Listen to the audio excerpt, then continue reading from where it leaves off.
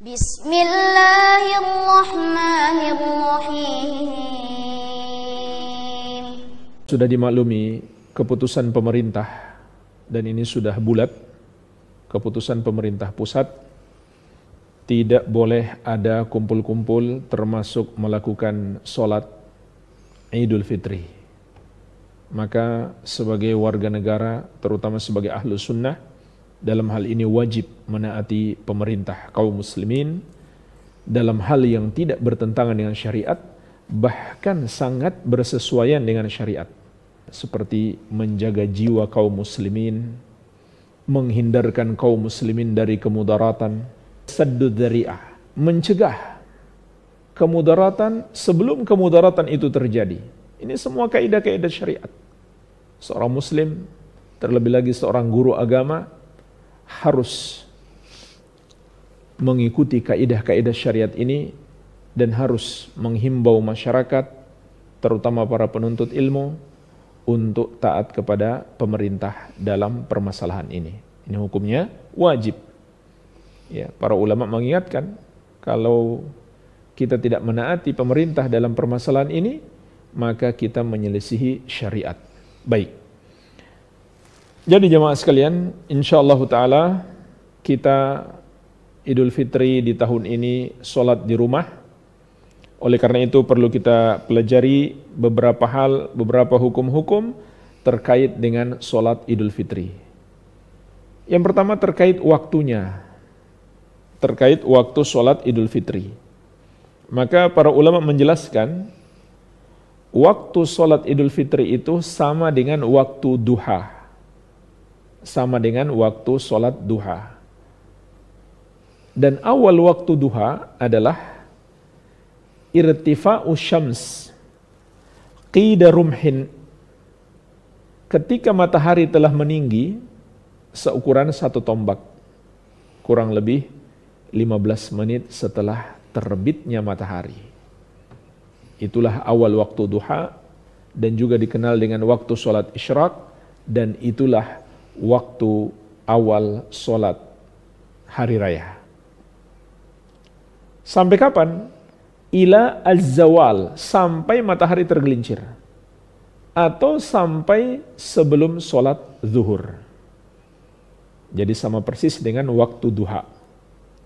Hanya saja ada anjuran syariat untuk sholat Idul Fitri kita agak perlambat sedikit, sedangkan sholat Idul Adha kita lebih percepat.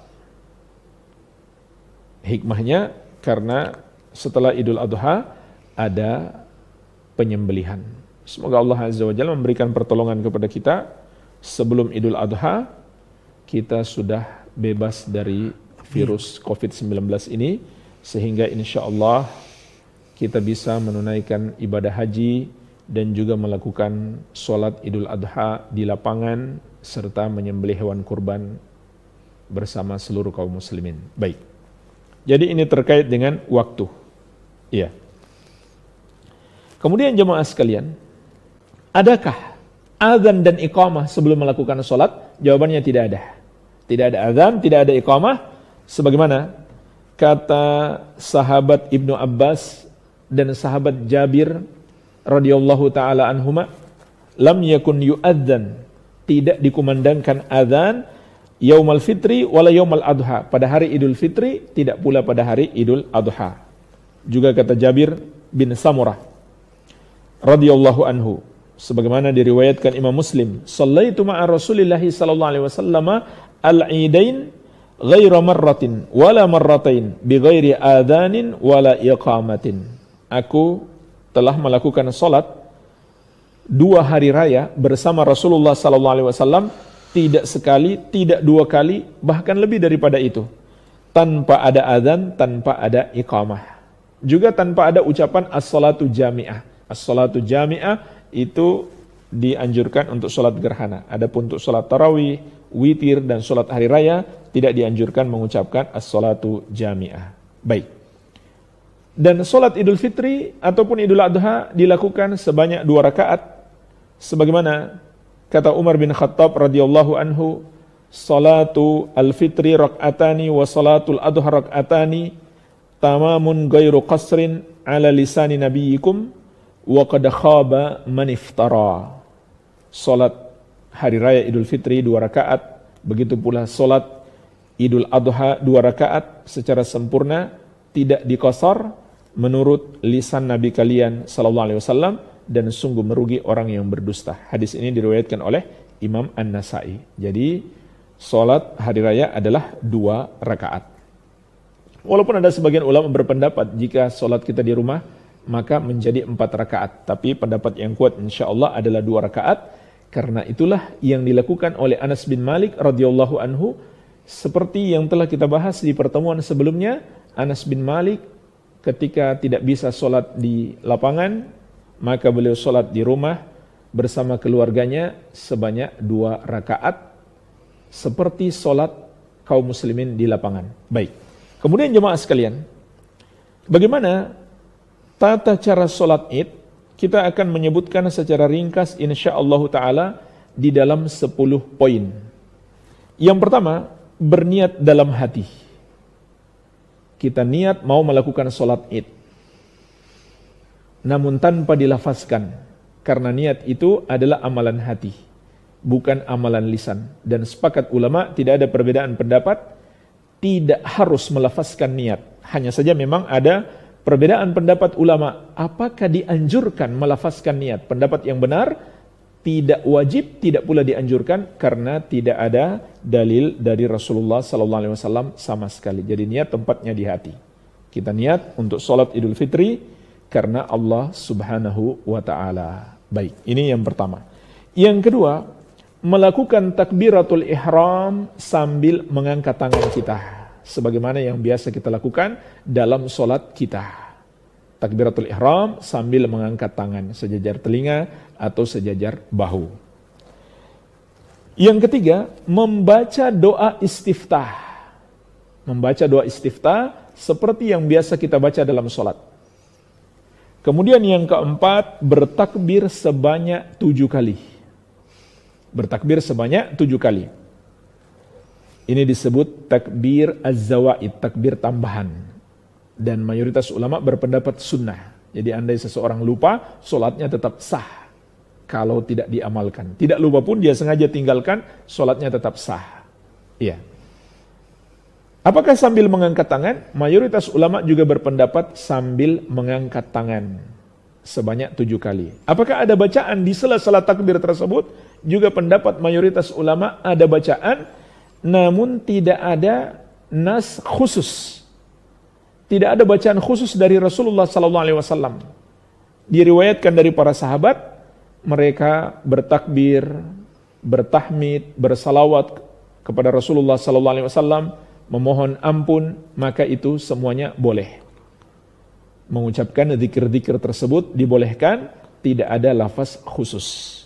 Ya, ini juga hukumnya sunnah. Andai seseorang tidak membacanya dengan sengaja, sholatnya juga sah.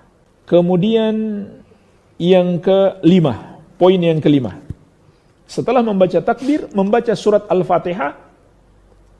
Dan setelah Al-Fatihah, setelah amin, membaca surat setelahnya. Apa surat setelahnya yang dianjurkan? Bisa kita pilih. Yang dianjurkan bisa kita pilih. Rakaat pertama membaca surat Qaf. Kemudian rakaat yang kedua membaca surat Al-Qamar. Ini pilihan yang pertama. Pilihan yang kedua, rakaat yang pertama membaca surat Al-A'la, Sabbihisma Rabbikal A'la sampai selesai. Dan rakaat yang kedua membaca surat Al-Ghashiyah, Hal Ataka Hadithul Ghashiyah sampai selesai. Jadi ini 2 pilihan yang dianjurkan. Dan ini pun hukumnya sunnah. Andai kita belum hafal 4 surat ini, lalu kita pilih surat lain yang sudah kita hafal, tidak masalah. Tidak masalah. Tapi alangkah baiknya kita berusaha menghafal. Paling tidak Al-A'la dan Al-Ghashiyah tidak terlalu panjang, hendaklah kita berusaha menghafalnya. Iya. Kalaupun tidak hafal, maka tidak masalah. Misalkan baca Qul huwallahu ahad rakaat pertama, rakaat kedua Qul a'udzu birabbil falaq atau Qul a'udzu birabbin nas, tidak masalah. Salatnya sah. Atau yang pertama Inna a'tayna sampai selesai, Rakaat yang kedua qul huwallahu ahad sampai selesai, tidak masalah. Baik. Kemudian yang keenam, poin yang keenam. Setelah membaca surat, kita ruku, i'tidal, bangkit dari ruku, kemudian sujud, kemudian duduk di antara dua sujud, kemudian sujud lagi. Ini sama persis dengan sholat-sholat yang lain. Ruku, i'tidal, sujud, duduk di antara dua sujud, kemudian sujud lagi. Baik. Kemudian poin yang ketujuh, bangkit ke rakaat yang kedua sambil bertakbir. Bangkit ke rakaat yang kedua sambil bertakbir, mengucapkan Allahu Akbar. Setelah kita berdiri dengan sempurna, poin yang ke-8 yang kita lakukan adalah bertakbir sebanyak 5 kali. Jadi kalau kita total di rakaat yang kedua, takbirnya jadi 6, bahkan jadi 7 dengan takbir nanti setelah membaca surat. Tapi di awal takbirnya jadi 6. Takbir intikal, takbir perpindahan dari sujud menuju berdiri, kemudian setelah berdiri sempurna, kita bertakbir sebanyak 5 kali. Baik, ini yang kita lakukan pada rakaat yang kedua. Ini poin yang ke-8. Kemudian yang ke-9, setelah takbir 5 kali, kembali kita membaca Al-Fatihah, dan surat setelah Al-Fatihah, dianjurkan itu tadi, membaca surat Al-Qamar atau surat Al-Ghasyiyah. Pilih salah satunya, tergantung apa yang kita pilih di rakaat yang pertama. Kalau rakaat yang pertama kita baca surat Qaf, berarti rakaat yang kedua surat Al-Qamar. Kalau rakaat yang pertama kita baca surat Al-A'la, berarti rakaat yang kedua surat Al-Ghasyiyah. Tapi sekali lagi, ini kalau kita hafal. Kalau enggak, tidak masalah, surat apa saja yang kita hafal. Iya. Kemudian yang ke-10, ini yang terakhir, setelah selesai membaca surat, kita kemudian ruku, lalu i'tidal, kemudian sujud, duduk di antara dua sujud, kemudian sujud yang kedua, kemudian setelah itu duduk tasyahud akhir. Sampai salam, poin yang ke-10 ini, lakukan seperti solat-solat yang lain sama. Tidak ada bedanya. Tidak ada bedanya dengan solat-solat yang lain, atau solat-solat pada umumnya, seperti solat Jumat, solat subuh, dan solat-solat wajib yang lain. Kita ruku, i'tidal, kemudian sujud, kemudian duduk di antara dua sujud, kemudian sujud lagi, kemudian tasyahud akhir sampai salam. Walhamdulillah, inilah 10 poin secara singkat tata cara sholat Id yang bisa kita lakukan di rumah. Nah, setelah itu jemaah sekalian, apakah dianjurkan kita berkhutbah? Maka mayoritas ulama berpendapat sholat Id di rumah tidak dianjurkan untuk berkhutbah. Karena sebagaimana hadis yang telah kita sebutkan kemarin, Anas bin Malik radhiyallahu anhu, ketika beliau sholat Id di rumah, beliau tidak memerintahkan untuk berkhutbah, tidak pula beliau sendiri berkhutbah. Ini pendapat mayoritas ulama. Ya. Tapi sebagian ulama berpendapat juga, andai kita mau khutbah, maka tidak masalah. Ya, hukumnya juga tidak sampai wajib, hukumnya sunnah. Baik. Kemudian jemaah sekalian, sholat Id di rumah juga tidak dipersyaratkan harus berjamaah. Tidak dipersyaratkan harus minimal 2 orang, 3 orang, 4 orang, tidak. Sholat Id boleh dilakukan sendirian tanpa harus berjamaah di rumah. Beda dengan sholat Jumat. Sholat Jumat dipersyaratkan harus berjamaah. Begitu pula sholat Id di lapangan dipersyaratkan harus berjamaah. Tapi kalau kita di rumah tidak harus berjamaah. Walhamdulillah, inilah penjelasan singkat tata cara sholat Id dan sunnah-sunnah yang masih bisa kita amalkan di rumah di masa COVID-19 ini. Semoga bermanfaat. Wabillahi at-taufiq.